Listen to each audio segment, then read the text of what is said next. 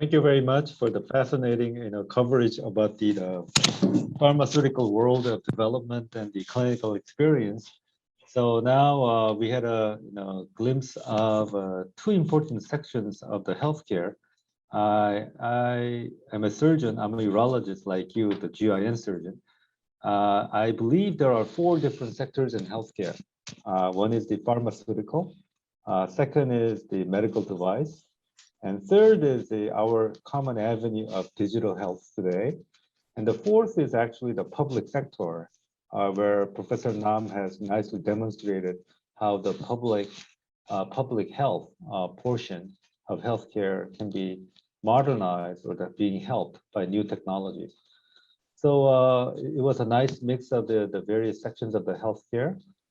So we are open for questions. You're open to ask questions by the chat room, or you can raise your hand, or Professor Che as a host, you're more than welcome to give us any comments.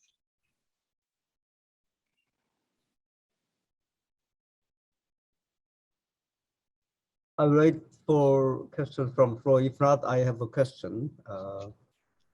I have been preparing one slide to ask questions while I was listening to both of you.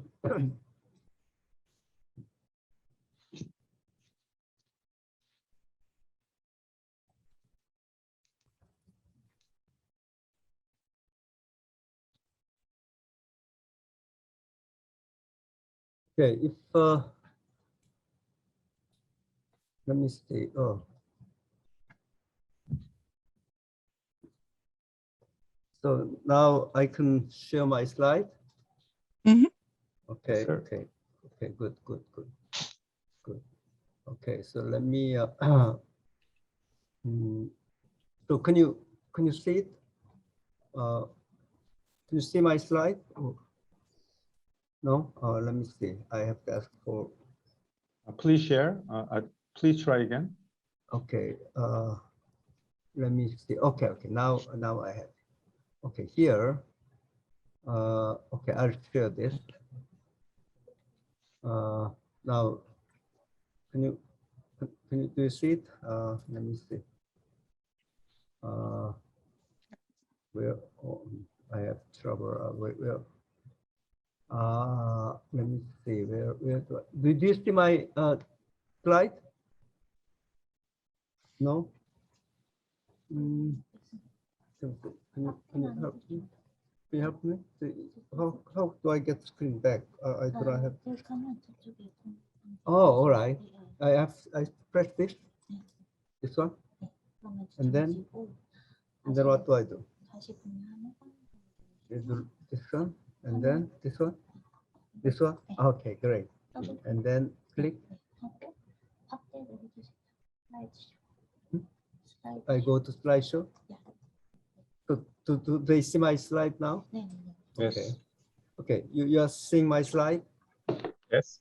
Okay, great. Now I'll have my slide now, and then so no, we start with a certain situation. It can be problems with the pandemic, or then we have some idea about where we are going, right? And then now both of you talked about the technological innovation and institutional innovation, whatever, in the case of Professor Tek-Chun Nam, we had this great MCM, mobile clinic module, and then the Karin talked about a lot of patient-oriented reforms. Now, the problem, I've had some stint with the politics, and so and also I have had this the challenging whatever I do. It's not the technology that is that is needed. Okay, what really there are two important things that needs to be augmented. One is as Dr. Haring mentioned to some extent, there are people involved. Like, for instance, you can talk about telemedicine or digital health, whatever. In Korea, no, the telemedicine didn't go anywhere.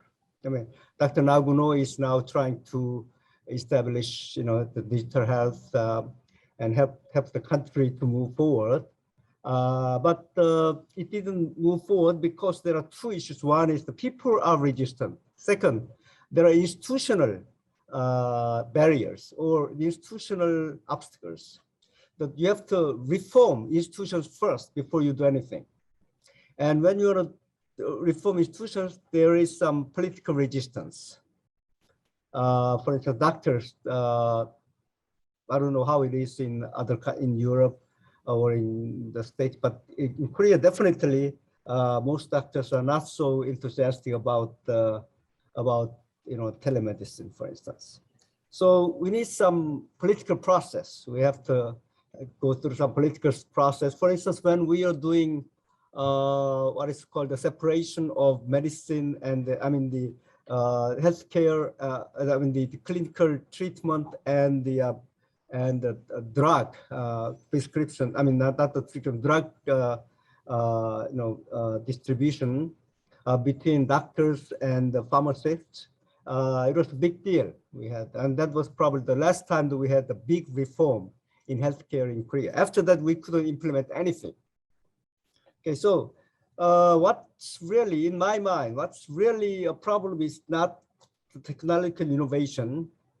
We have a lot of technological innovations and a lot of things to do, but we are not getting anywhere because of the lack of, the compromise between interest groups and all. And that Professor Nam also faced a lot of problems, not because he didn't have the right technology, but bureaucrats and other interest groups were not willing to adopt his technology. So, both of you probably, can, answer my question, about how should we deal with this kind of problem I perceive. Whoever can start first. I can leave my thank yes. you. Yeah, Yes. thank you, Yeah. Professor John. I couldn't agree with you more. This is absolutely key. I often say that technology is the easy piece of what we're trying to do. People say, "Oh, you're doing digital innovation," and I say, "Yeah, but the technology is the easy piece because you can really buy it anywhere, and you can." But the question about what am I trying to achieve? That is for me really the first question, and that is why I have this list of questions. What are we really trying to achieve? And we can stick a wearable on a patient, but what does it bring us? And what is it that we try to achieve? And I think if we have consensus about what it is that we're trying to do, are we trying to prove for or are we trying to demonstrate that with this product, the inflammation levels in the blood may not be changing so much, but the walking distance of a patient doubles? I think that is something every physician treating a patient should be interested by. So for me, to move from the status quo to an improved status is very much about value, adding value with the technology, and not just applying technology, but adding value. And with a value add, it becomes for me a very different discussion. And in Europe and in the US, I've been part of discussions with regulators, and they don't care about the productivity of my company. And of course they shouldn't, but they do care about what has value for a patient. And that for me is the critical component to address, that when we show, demonstrate, and as an ecosystem, as you said, with all those different players, that technology can bring additional value, then we can have a deep and informed discussion.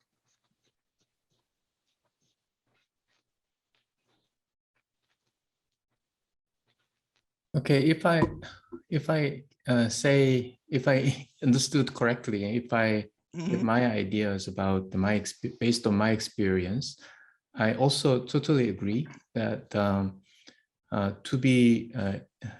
if this technology is used widely, there are the critical political decision making has to be done, and the easy way is to make everybody happy and to get them know the result. But the problem is often we don't know the future result, and it's very ambiguous. So when we started, and it's very important to gain some trust and some kind of respect. I in KAIST, even in KAIST, I mean, I was leading this project. I believe other experts in KAIST also a bit skeptical in the beginning because I was not the domain expert, and also I teach design. So in the beginning, I was a bit skeptical, but I had to prove and show the interim result so that there is a potential and there are some hopes for this solution. So it was all the time was negotiating. And over the 2 years, I met a lot of medical experts, and especially I directly worked with the director of Ansong Hospital and also the medical doctor at the KCCH. And I think I'm very lucky because they're very passionate about our work. So that's why we came here. And fortunately, I think that the early media played a role when, especially at the time that there was a great shortage of critical paths, so that I directly had a lot of support from government. So the Ministry of Science and Technology and also public health and so on. But still, I feel there's a lot of resistance in hospitals, because if you install this system in hospital, there are somebody who is not very happy. There are more work has been assigned to them, and also there are some things goes wrong. They have to kind of maintain these sort of new devices, and they don't know. So there are, I mean, I can say many people are not very happy, but if we have sufficient people make happy, then we can also convince the more like people who can make critical decisions to be happy. So it's not easy, but I mean, it's what I can do is, I mean, to kind of persuade and then show sufficient kind of quality of the system. But I agree that there is not kind of easy way. So maybe we have to use both approaches to show sufficiently good result from the technological innovation, at the same time to persuade, to kind of communicate and explain well the value of the outcome. One thing you say strikes me, that you seems to imply the crisis makes the innovation adoption easier, right? Yeah. So that's good news. Yeah. So I totally agree. Yes. That's it. I think if without crisis, I haven't had any chance to lead this project. Everybody was afraid, and then I happened to I had to get this kind of role because I was the head of department. I was communicating with the management of the KAIST. I mean, that's why I could lead. But without the crisis, maybe I would assign this project to one of the professors in our department who could manage and make a team. So sometimes this crisis is helping us. So one thing you say also, Liz, makes me to ask another question. Now, there seems to be always some tension between engineers and doctors, especially when there is innovation. So now, Professor Nam is an engineer, and then Dr. Haring and Dr. Na are both medical doctors. Now, Dr. Na, now you have moved from a hospital setup into company which is really keen on innovation setup. So I mean, you must have some answer. I mean, it's answer to my question. Yes, sir. So I had a postdoc in mechanical science, mechanical engineering, because I was in the medical device sector, surgical robotics, and I'm now working at the Korean Google-style search engine messenger system company. Vastly different. It's like in medicine, as we know, Dr. Herring, the surgeons and medical doctor internists are different animals. Here in the engineering world, I see the same difference, and I'm very honored that Professor Nam, who is a design specialist, who came up with a very ingenious solution. If it was left alone to the other departments, I don't think the very nice conceptual design could not never came along. So I think who's leading the charge is very different for the outcome. One comment I think Dr. Herring can echo, this COVID situation really, fast-tracked everything, like this MCM, the positive pressure rooms, and your clinical experience. For example, the Moderna vaccines, the mRNA vaccines, which was originally developed for the cancer cure, now spearheaded the vaccination processes. So one comment is that this healthcare industry is heavily regulated by government. I always use analogy like the casino industry. You have to get licensed. You have to get reimbursed. So in that means that our technology is usually a little bit faster than the mainstream industry and the consumer or the citizens the view. So it's always difficult, so there's a constant battle of the reimbursement, who's paying for what. But at the end of the day, I always believe two things. I tell my engineers and the company, the leadership, two things. It's very easy. You have to do either of two things. One is a healthcare professionals. You have to make two things for the healthcare professionals who are the gatekeepers or who are licensed to do these things. First is that you have to make them more money, then they'll be happy. Second, you have to make their job easier. If you do both, then you'll be totally successful. So I think Dr. Nam is on the right track. Dr. Herring is leading from the industry view. So I was very enlightened to listen to both of your talks. So your comment also leads me to another question of mine. Actually, now you talked about the motivating like doctors to to have better dialogue with engineers and all that. But also you mentioned the importance of public sector. Obviously, this is the sector which is really which really functions with the support of the public sector in Korea. Public sector is more involved than in other countries. It's an insurer, and it gives licenses, but it's so, I mean, it's and it's so without government you cannot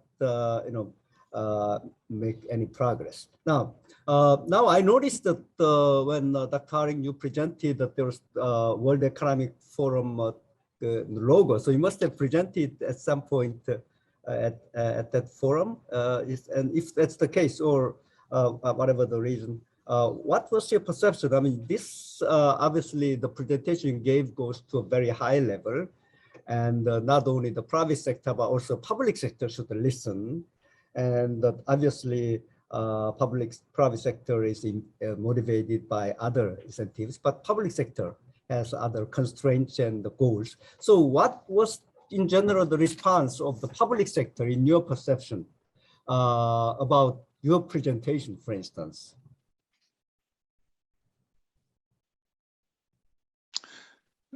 Is that for me? Sorry. Yes. Oh, okay. Yes.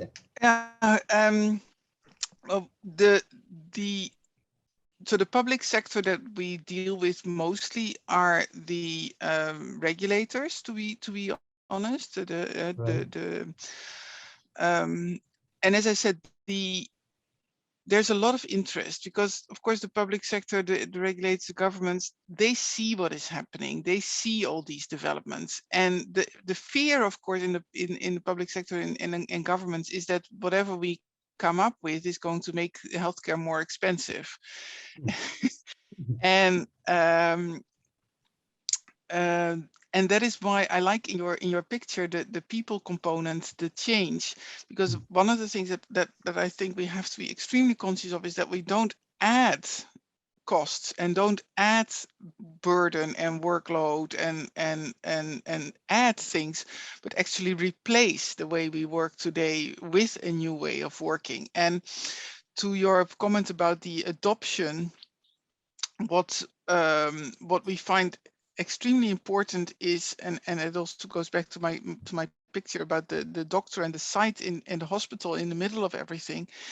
We used to only talk to the doctor who was doing our trial. We used to only talk to the rheumatologist or the neurologist. Today, we speak to the hospital IT department. We speak to the board of directors of hospitals. We speak to the whole home health care system around the hospital. We speak to the pharmacies around the hospital. So the key to success is that we don't assume people will just adopt all these changes, but that we actually take them by the hand to say, okay, this is what we try to do. This is the value we aim to create. And this is what will change for you. For you, it will change that we need a connection with your ITS system. And no, doctor, neurologist, you don't need to fix your ITS connection with us in your hospital. We will work on that as long as you agree for us to do so. So with that, for me, it is about partnership. It is about not assuming people are waiting for us. People don't need, and that's another thing I often say, if there's hospitals and patients, they usually don't need us as a pharma industry. There's treatments out there, but we have an ambition to improve lives. And if we can take people by the hand in that ambition, we do it together, and it's not something that can be implemented just like that. So from a and with that message, we get a lot of buy-in because people understand that the current healthcare setup around the world is extremely labor intensive, extremely costly. That the technology just unlocks more and more potential, but also unlocks more and more costs. And if we show that we are here together to make healthcare on cheaper is not the right word, but to be very cost conscious about the impact of technology and change the paradigm. I believe that this is a partnership, and it's also the feedback that we hear from hospitals, from regulators, that they want to be with us in that journey.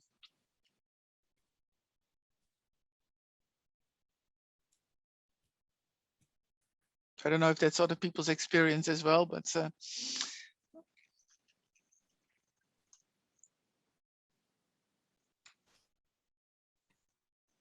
do you hear me still? Or? Yes. Oh, yes, yes. Okay, okay. I agree with. We I heard. echo Dr. Hayes' comment about it's not speaking with the investigator or him or himself, just one-to-one relation. Now it becomes more complex. One thing we're very interested in is how to capture all these the various communication lanes. So there are too many communication lanes, and as we know, we are overwhelmed with the Internet of Things, IoT, which are so many influxes coming in from devices and the everywhere from the environment. So more and more, how to as a industry, as Professor Nam's MCM set up, how to arrange this flow rate, there's a flood of the data set, how to coordinate with extreme data and communication is a big challenge. For instance, as a physician, until last year, it was not lack of information.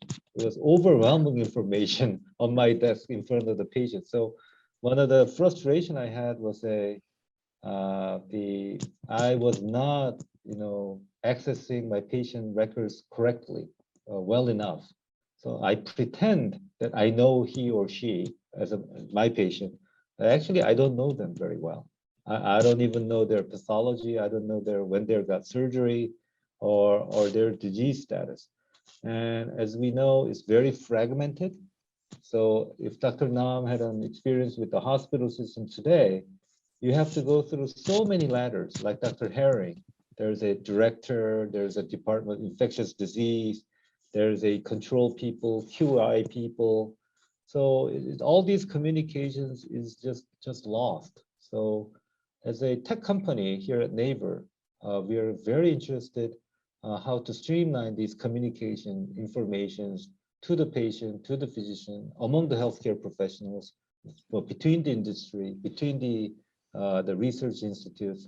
So that's our big challenge over the next few years.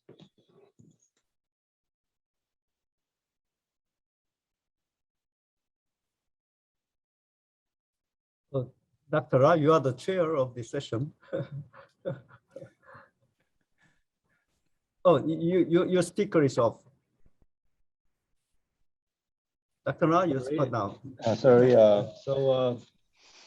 We were supposed to speak for 1 more hour, but I think we spoke we covered the major point.